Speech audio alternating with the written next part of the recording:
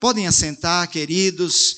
Cumprimento os irmãos que aqui estão, bem como os que nos acompanham, com a maravilhosa graça do Senhor Jesus. Amém? Que essa graça maravilhosa esteja na sua vida. Esteja aí na sua vida, meu irmão. Amém? Você recebe aí?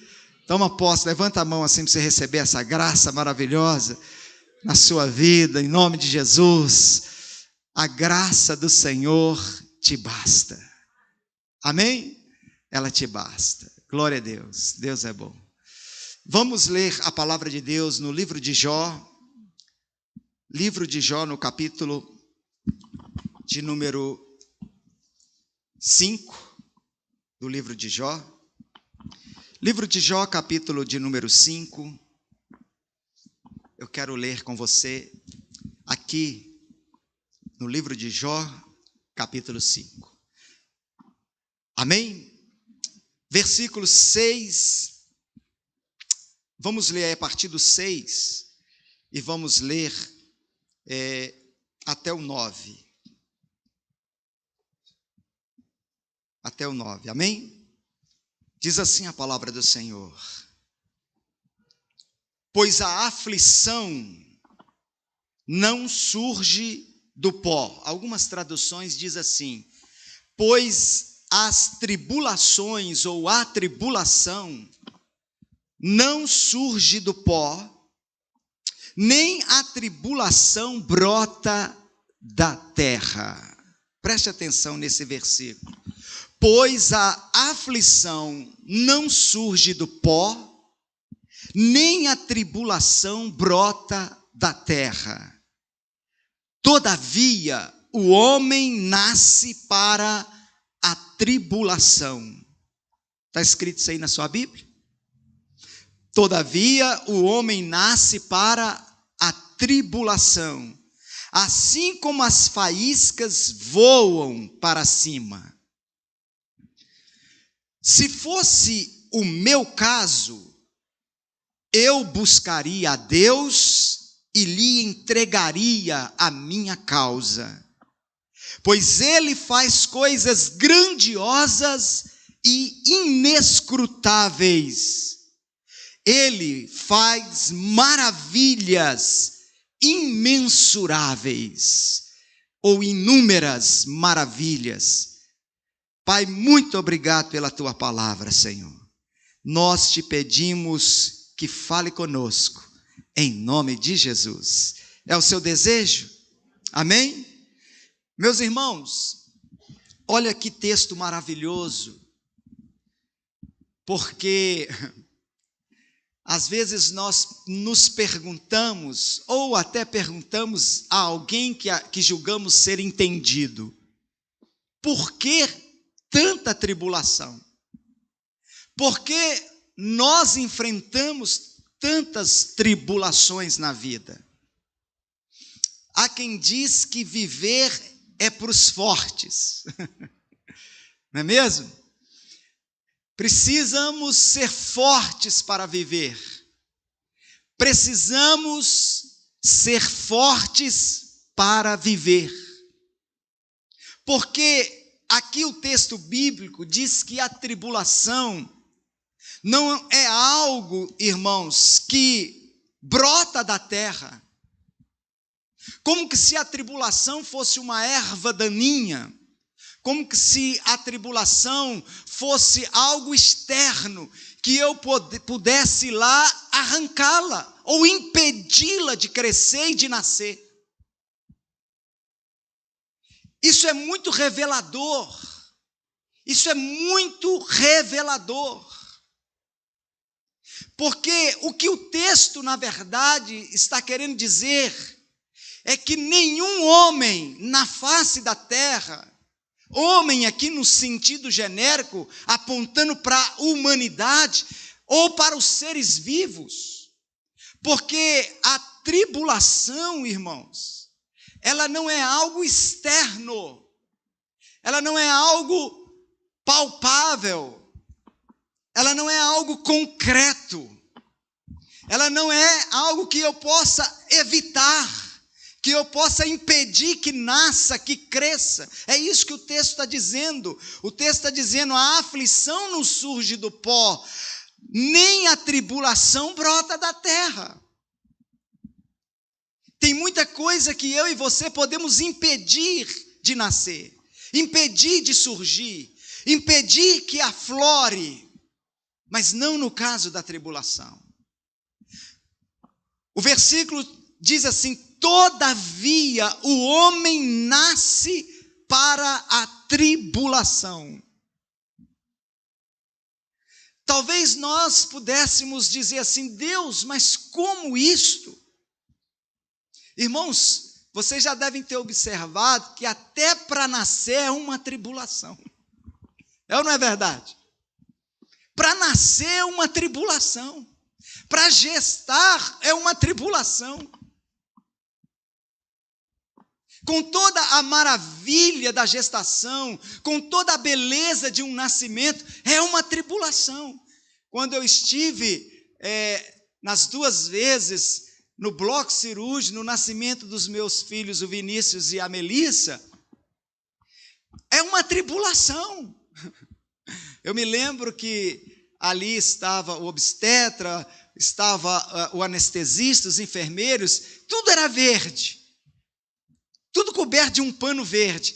E aí a enfermeira disse: você não pode tocar em nada que é verde. Eu falei: então não posso tocar em nada.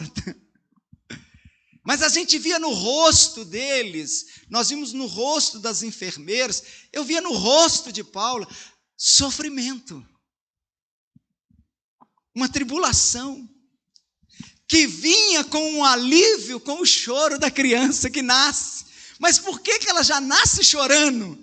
Porque até para nascer, ela tem que ter força, ela tem que lutar, ela tem que querer, ela tem que enfrentar as adversidades para nascer. Sim ou não? Então, o que eu queria que você entendesse nessa manhã, que não há na face da terra um ser humano imune à tribulação.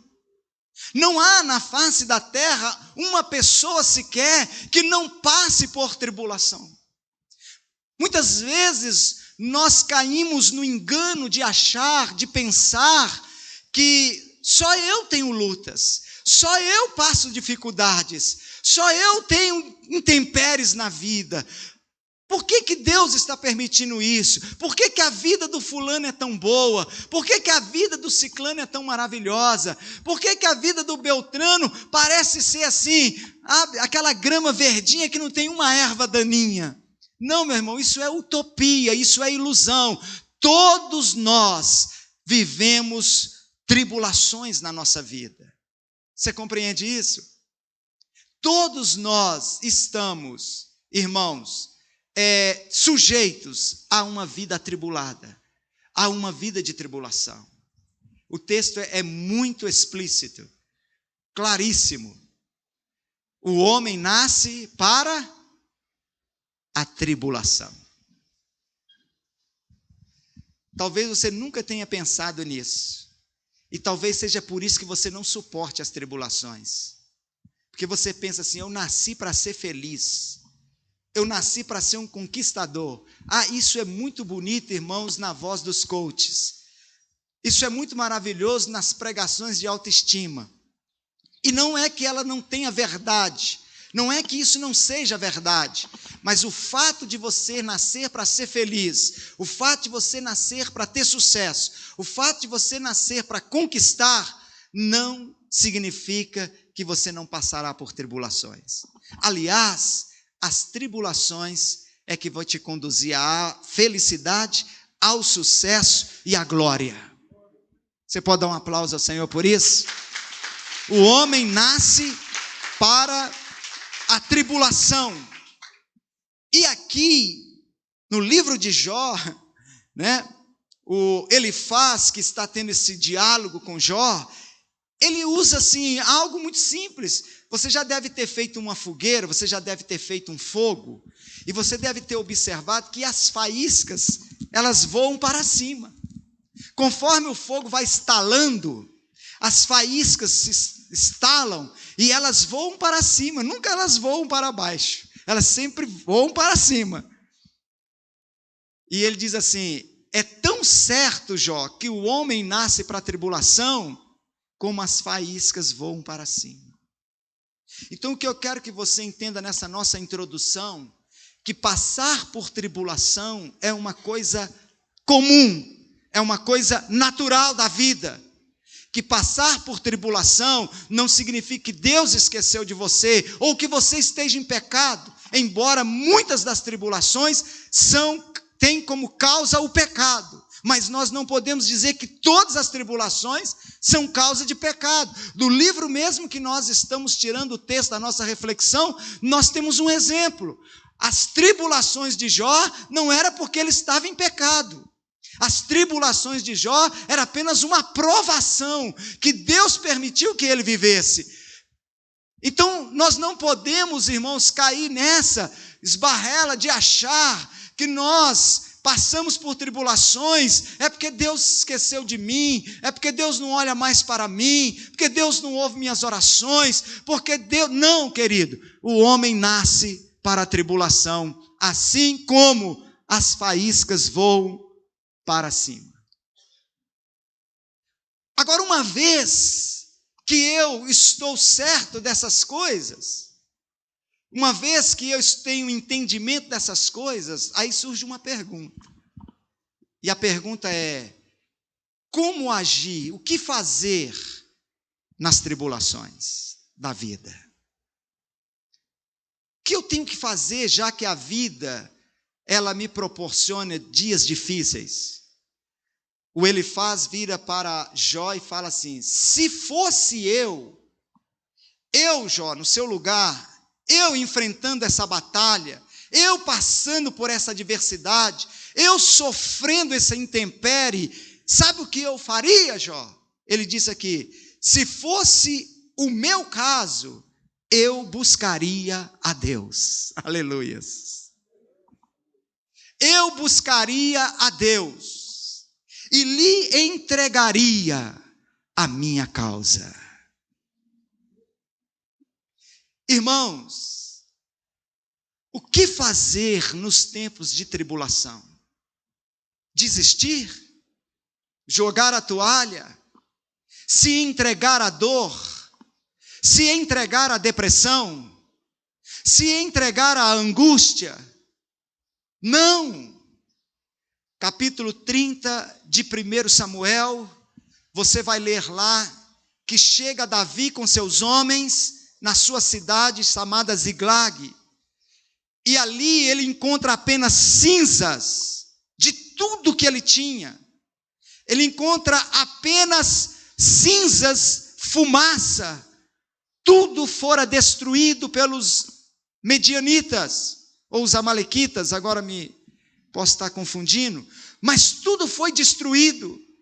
Eles haviam levado, me parece que os amalequitas haviam levado todas as riquezas de Davi, inclusive os seus filhos, inclusive o seu gado, inclusive o seu ouro, e tudo. E o que eles não puderam levar, eles puseram fogo. Lá no capítulo 30 de 1 Samuel, o texto narra que Davi e os seus homens, diante daquela dor, daquela tribulação, daquela perda, eles começaram a chorar, e eles choravam tanto que eles não tinham mais forças e caíram no chão.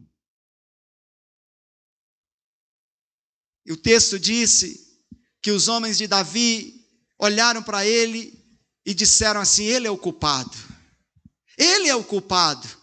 E eles pegaram pedras, aqueles homens que eram tão fiéis a Davi, homens que inclusive atravessaram o exército dos filisteus para trazer água para Davi, agora pegam pedras para apedrejar Davi e dizer: ele é culpado.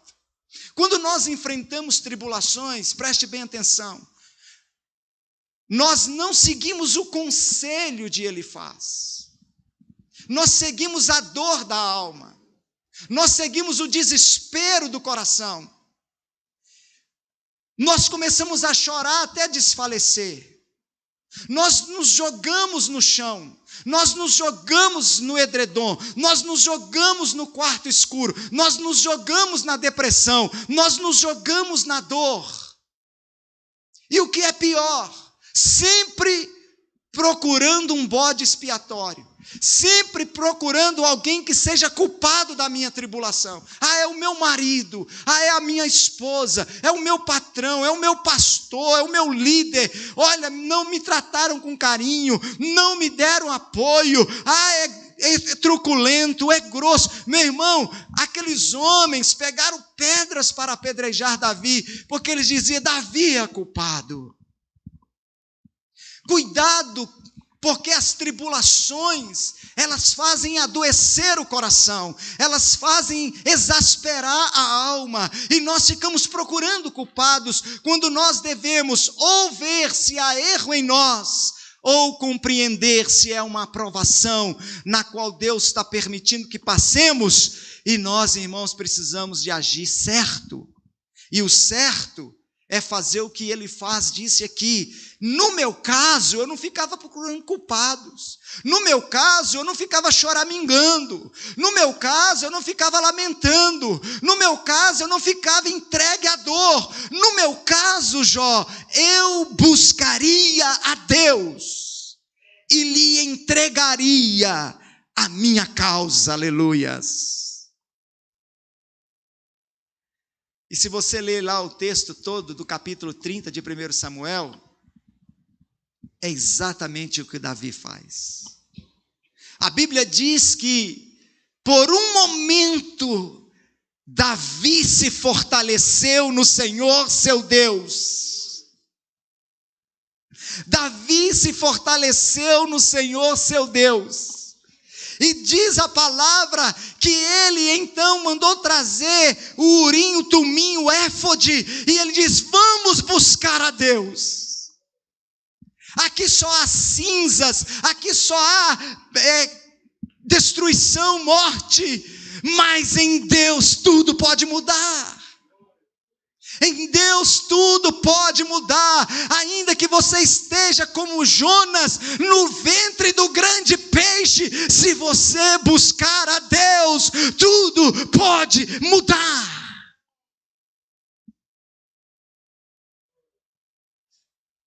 Não foi diferente. E ali Davi clamou ao Senhor. E o Senhor mudou aquela situação, e você vai terminar lendo aquele texto, que Davi não só recuperou as suas riquezas, Davi não só alcançou e trouxe de volta seus filhos e suas esposas, mas um grande despojo, o despojo daqueles amalequitas todos. Meu irmão, essa tribulação que você está vivendo, essa tribulação que você está passando, essa prova, essa luta, querido, Deus tem a vitória para a sua vida. Deus tem a vitória para a sua vida. Mas tenha cuidado com a sua alma. Tenha cuidado com o seu coração, para ele não se exasperar, para ele não se desesperar, para ele não desacreditar, para ele não endurecer, para ele não murmurar, para ele não se rebelar contra aquele que pode mudar a sua história.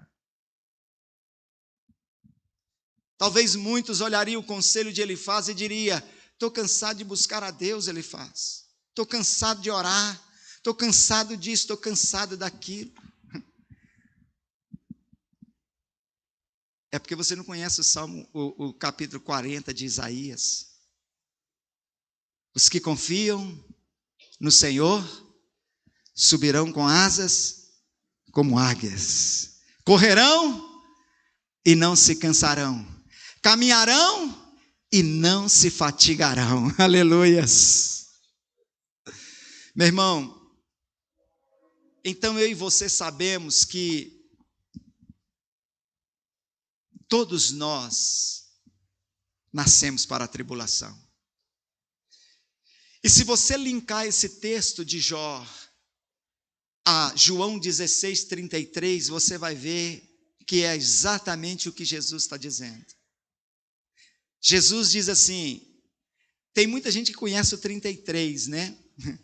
Mas tem um versículo anterior que é mais lindo ainda. Tenho-vos dito essas coisas, para que em mim tenhais paz. É o versículo 32. João 16, 32. Tenho-vos dito essas coisas, para que em mim tenhais paz. Pois no mundo tereis aflições, mas tende bom ânimo, eu venci o mundo. Você pode dar um aplauso a ele? Você está entendendo, querido? Aleluia! Pastor, meu coração está exasperado, meu coração está angustiado, meu coração está aflito, atribulado. Mas se você seguir o conselho de Elifaz, se você buscá-lo, então você vai encontrar nele a paz. Você vai encontrar nele o alívio, você vai encontrar nele o refrigério, você vai encontrar nele a graça, a força que te é necessária para que você vença as tribulações da vida, as aflições da vida. Quando nós o buscamos, nós o achamos, e quando nós o achamos, nós encontramos a paz. Como já dizia uma canção, esta paz que eu sinto em minha alma, não é porque tudo em mim vai bem. Esta paz que eu sinto em minha alma, é porque eu sigo ao meu Senhor. Você se lembra dessa canção? Meu irmão, essa paz não é a ausência de tribulação. Olha, eu estou em paz porque eu não estou enfrentando luta. Olha, eu estou em paz porque está tudo uma maravilha. Olha, eu estou em paz porque está tudo jóia. O sol está brilhando. Sabe aquela manhã de primavera? Flores lindas e perfumadas, pássaros cantando, aquele sol gostoso que não é causticante. Aquele dia lindo. Não, meu irmão. Não é a ausência de tribulação que me traz paz, é a presença dele comigo que me traz paz. Ainda que o mar esteja revolto, ainda que as ondas estejam bravias, ainda que os ventos sejam fortes, ele está comigo. Então não é a falta ou a ausência das tribulações a causa de eu não estar sentindo paz. Estas coisas vos tenho dito, para que em mim, não é na sua conta bancária, na sua saúde, no seu casamento perfeito, na sua vida frutífera e próspera, não. Em mim tenhais paz. Porque no mundo vocês terão aflições, mas tende bom ânimo, eu venci o mundo. Você compreende isso? Então essa pergunta é crucial. Eu sei que tribulações são coisas da vida. Eu nasci para a tribulação. Mas o que fazer diante das tribulações da vida? Buscar o Senhor, entregar a Ele a sua causa, entrega o teu caminho ao Senhor, confia nele, e tudo o mais Ele fará. Está lá no Salmo 37, versículo 5, entrega teu caminho ao Senhor, confia nele, e tudo o mais Ele fará. Vai passar, porque o bom tempo e o mau tempo não duram todo tempo. Vai amanhecer e Ele enxugará dos seus olhos toda lágrima. Dê um aplauso a Ele. Aleluias. Pastor, tá bom, eu compreendi. Mas me dê motivos para eu acreditar nisso. Me dê motivos para eu acreditar no que você está falando. Então eu vou te dar aqui alguns motivos por que você deve seguir o conselho de Elifaz. Por que você deve ter esse entendimento? Quando eu tenho o entendimento de que a tribulação vem sobre todos os homens, e que Deus não me escolheu assim com o dedo, e depois assim, você vai ter sofrimento, o outro não, mas você vai sofrer, você vai passar por... Não, irmãos, aqui é num sentido genérico, o homem nasce para a tribulação. Tem gente que tem muito mais tribulação do que você, só que ele se mostra mais forte do que você. Essa que é a diferença.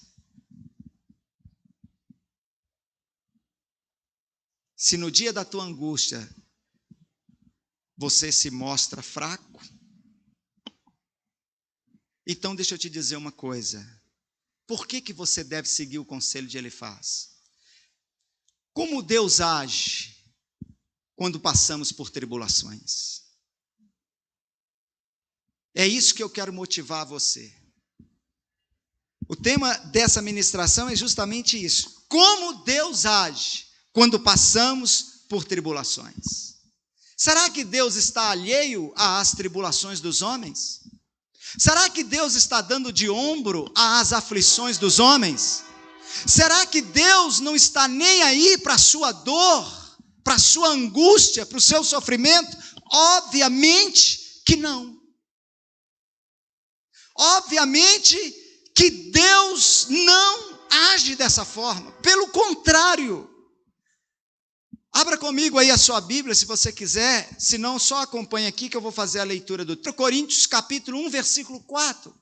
Perdão, 2 Coríntios, capítulo 1, versículo 4. O apóstolo Paulo escrevendo na sua carta aos Coríntios, primeira maneira como Deus age quando passamos por tribulações. Deus não é alheio, meu irmão, pelo contrário. Aqui diz o texto assim: é Ele quem nos conforta em toda a nossa tribulação. Pensa você que você está suportando, que você está rompendo, que você está vencendo as tribulações da vida pela força do seu braço?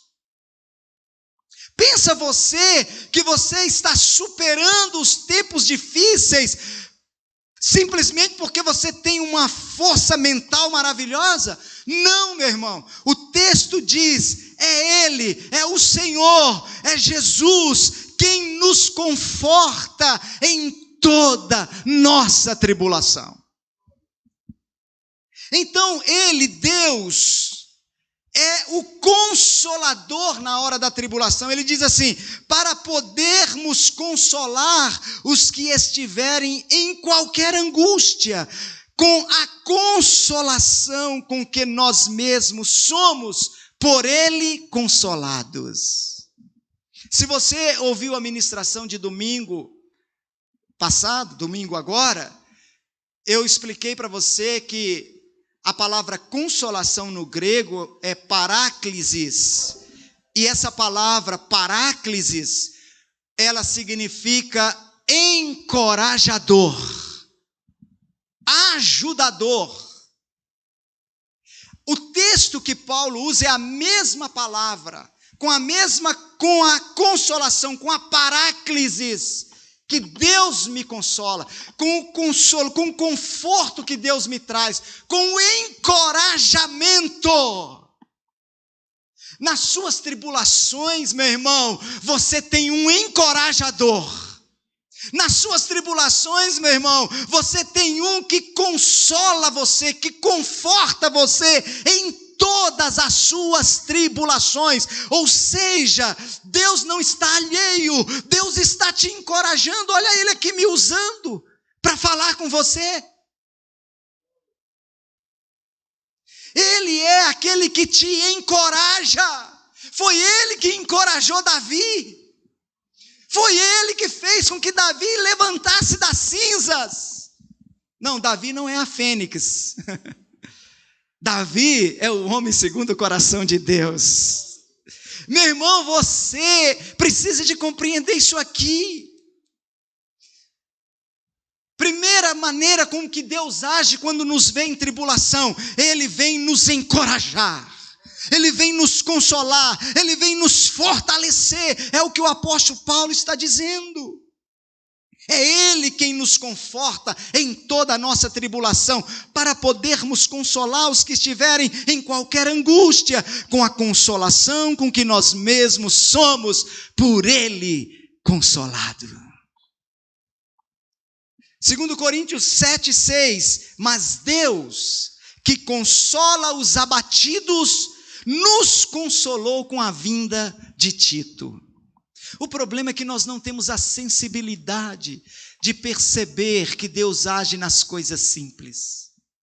Paulo estava abatido, Paulo estava atribulado, Paulo estava angustiado, talvez se sentindo só, desamparado.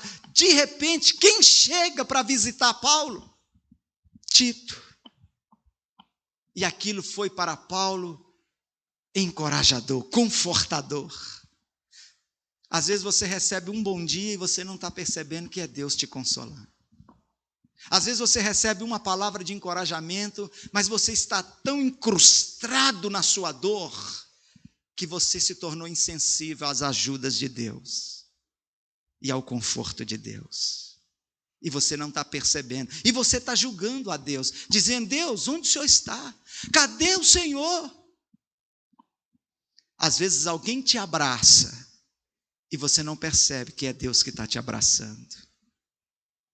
Quantos estão entendendo isso? Às vezes alguém diz para você: eu te amo, e você não percebe que é Deus dizendo que ama você. Porque nós estamos encroados na nossa dor, na nossa tribulação,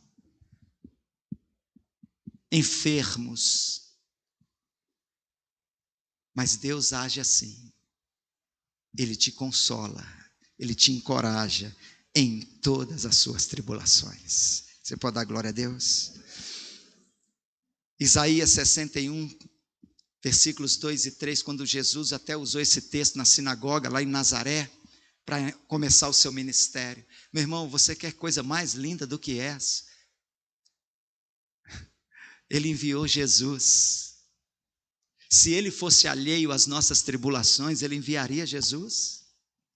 Olha que coisa maravilhosa, que maior prova de amor você quer?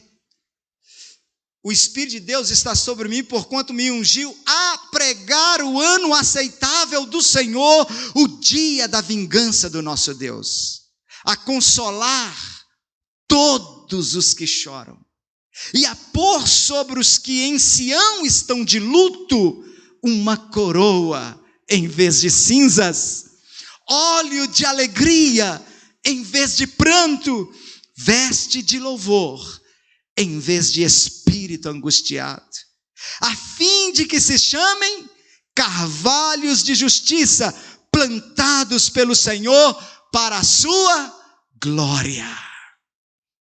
Jesus está dizendo: eu vim para consolar os que choram, eu vim para colocar sobre os que estão em Sião de luto, uma coroa em vez de cinzas, eu vim para derramar óleo de alegria ao invés de pranto, e te dar vestes de louvor no lugar do espírito atribulado, angustiado, a fim de que vocês sejam conhecidos como carvalhos de justiça, plantados pelo Senhor para a glória dele.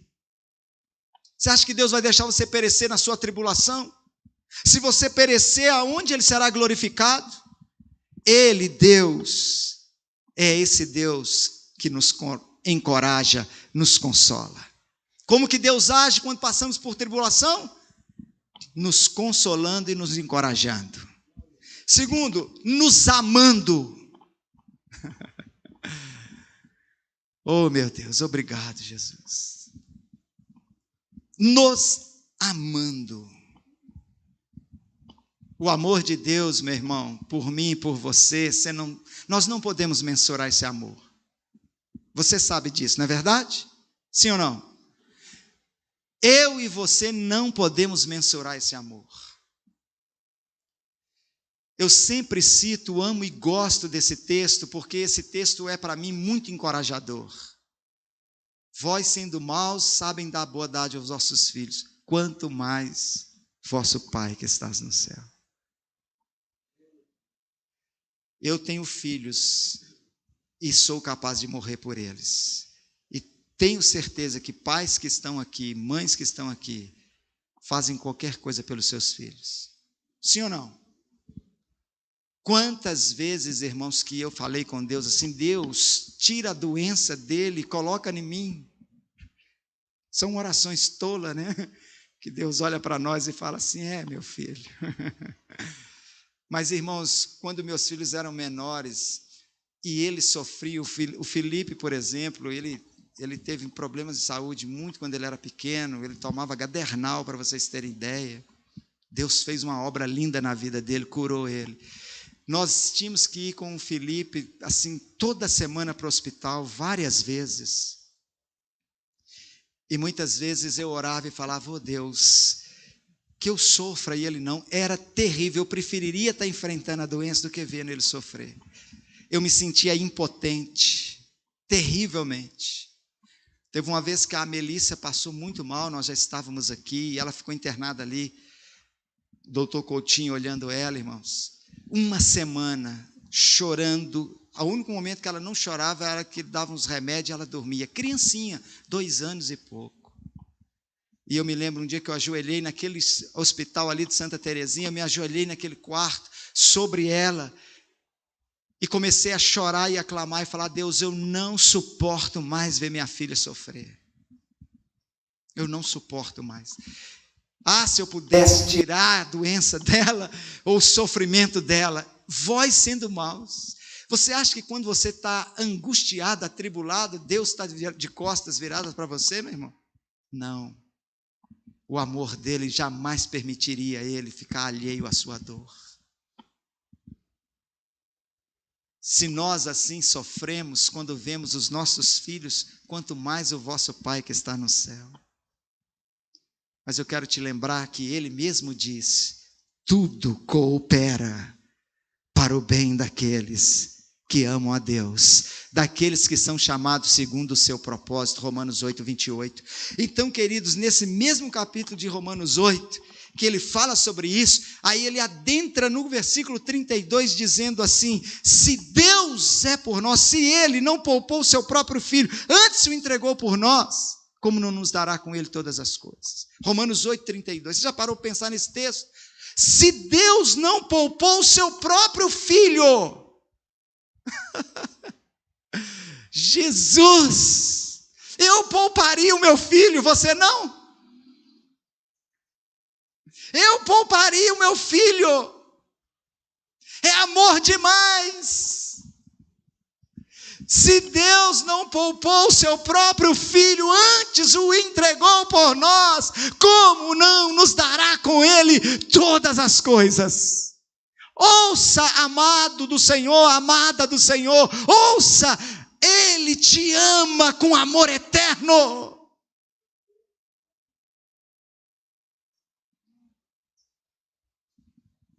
Na sua tribulação, ele derrama o amor dele sobre você.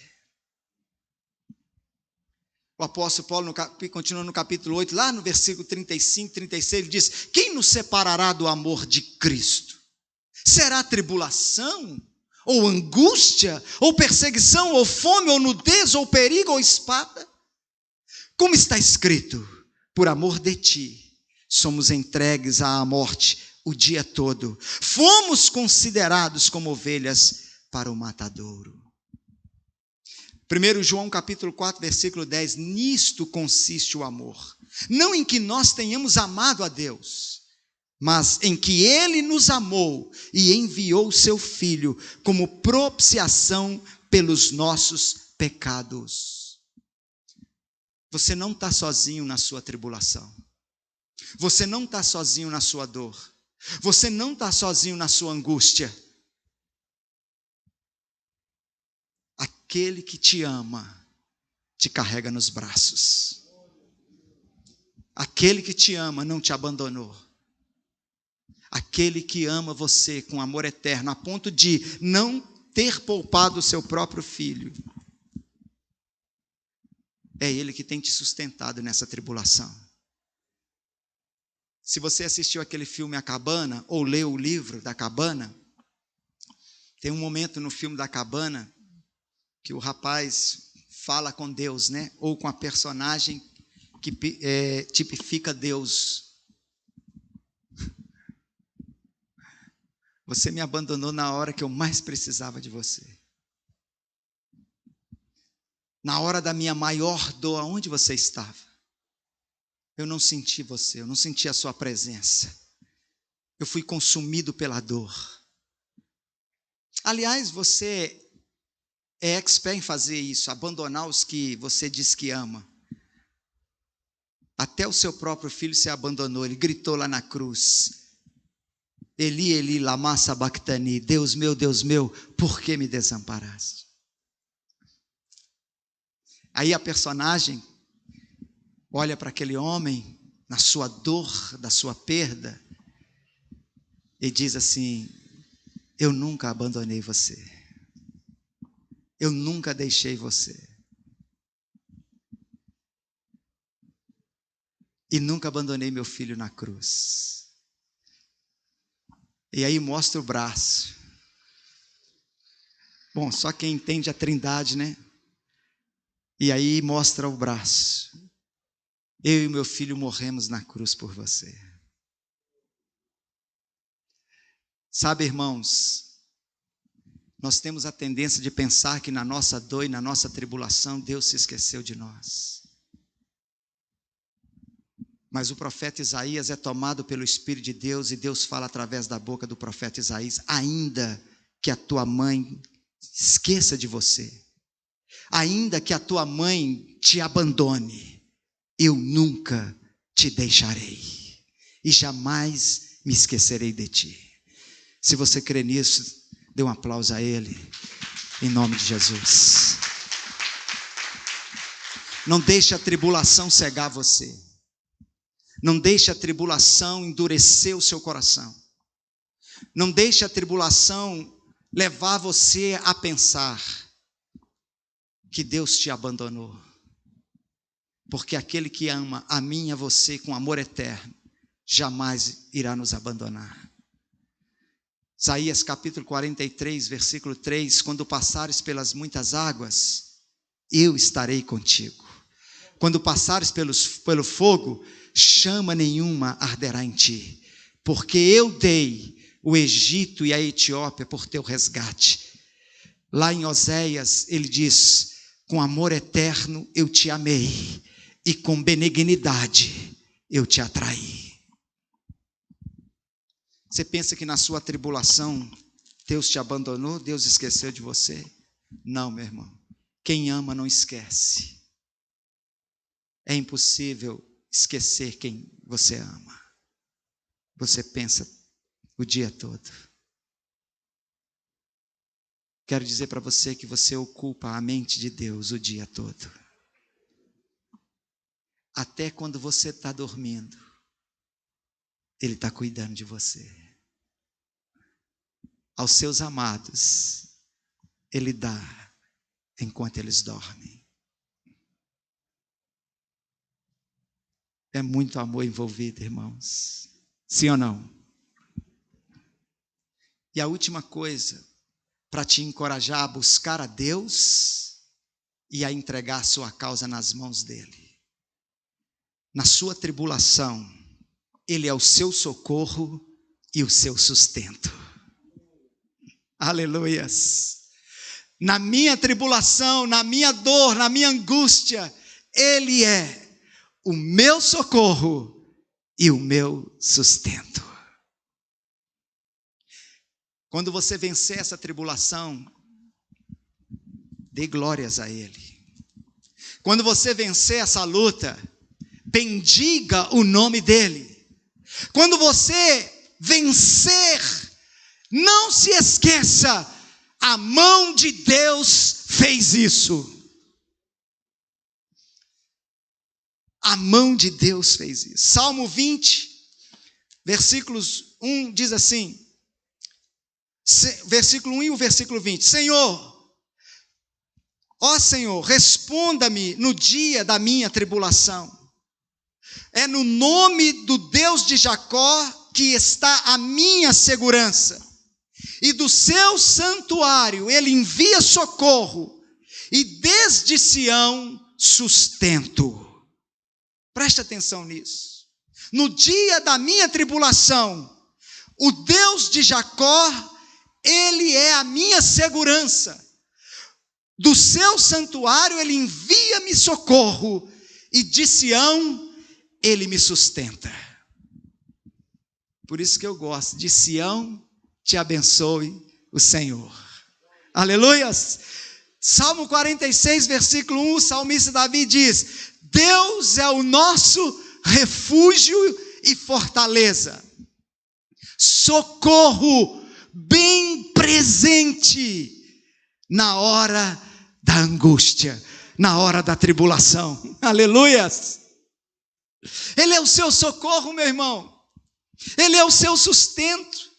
Por isso que na hora da tribulação, o diabo lança na sua mente essa flecha, esse dardo. Cadê o seu Deus? O que está adiantando você servir a Deus? O que está adiantando? Olha, você está aí servindo a Deus e está só tendo luta e tribulação, e enquanto o ímpio está prosperando, ele lança, porque ele quer que você murmure, ele quer que você desacredite, mas aí quando ele lançar a seta, você vai dizer bem alto: o Senhor é o meu refúgio e a minha fortaleza, o meu socorro presente na hora da tribulação. Salmo 3, versículo 5. Eu me deitei e dormi, acordei, porque o Senhor me sustentou. O Senhor me sustentou. As pessoas estão tão autoconfiantes de si mesmas, que nem quando elas planejam alguma coisa, elas baniram da fala delas, se Deus quiser. As pessoas estão tão autossuficientes em si mesmas, que agora elas não usam dizer assim, se Deus quiser. Elas dizem assim, amanhã eu faço, amanhã eu vou estar lá, não, pode, tranquilo, estamos juntos lá. Eu vou fazer isso, eu vou fazer aquilo. Estão tão confiantes no seu braço da carne, irmãos, que agora elas fazem assim, planejam e falam assim, Deus abençoa meus planos.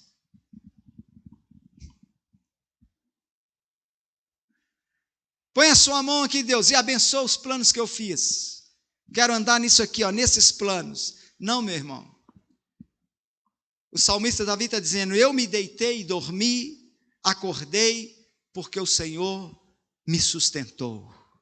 Deixa eu te dizer uma coisa, se Ele não quisesse que você acordasse, você não acordaria. Se Ele não permitisse que você deitasse, você não deitaria. É Ele o seu sustento. É o braço forte dEle que te sustenta. Posso ouvir um amém? Salmo 9, versículo 9, o Senhor será também um alto refúgio para o oprimido. Tem tribulações que nos oprimem, não é verdade, irmãos? Tem tribulações que nos abatem, tem tribulações que nos faz perder as forças, tem tribulações que nos faz, irmãos, se sentir exauridos, fatigados, mas aqui está escrito, o Senhor será também um alto refúgio para os oprimidos, para os atribulados, um alto refúgio em tempo de angústia. É lá que você renova suas forças, é lá que você renova suas esperanças, é nesse refúgio, nos braços do seu Pai, no colo do seu Deus, no braço forte de Yahvé. Eu quero terminar dizendo o seguinte, Ele é seu socorro e o seu sustento no dia da tribulação. Mas eu quero que você abra sua Bíblia para mim ler um texto junto com você que está em Isaías, capítulo 33. Isaías, capítulo 33. se você puder abrir, mesmo você que está aí acompanhando na live, né? Se você tiver com a sua Bíblia pertinho de você, olha o que diz o versículo 2 do capítulo 33 do profeta Isaías, diz assim: ó Senhor, tenha misericórdia de nós. Temos esperado em ti. Sê tu o nosso braço cada manhã. Sê também a nossa salvação no tempo da tribulação. Vamos ler de novo, irmãos? Ó Senhor, tem misericórdia de nós. Só pedem misericórdia os que reconhecem serem fracos, débeis. Temos esperado em ti. Sê tu o nosso braço cada manhã. Cada manhã, Senhor. Sê tu o nosso braço. Sê tu a nossa força. Sê tu aquele que nos dá vitória. Sê também a nossa salvação no tempo da tribulação.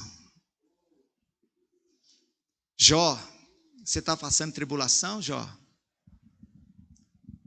Se fosse o meu caso, eu buscaria a Deus e entregaria nas mãos dele a minha causa. Mas por que eu devo fazer isso? Porque ele, Deus, é aquele Deus que vai te consolar, te encorajar, te fortalecer na sua tribulação. Ele é o Deus que vai derramar o amor dele na sua vida, na sua tribulação. Você vai sentir o amor de Deus. Você vai sentir o cuidado de Deus. Você vai sentir a presença dele com você nessa tribulação. E ele vai ser o seu socorro e o seu sustento até que você vença.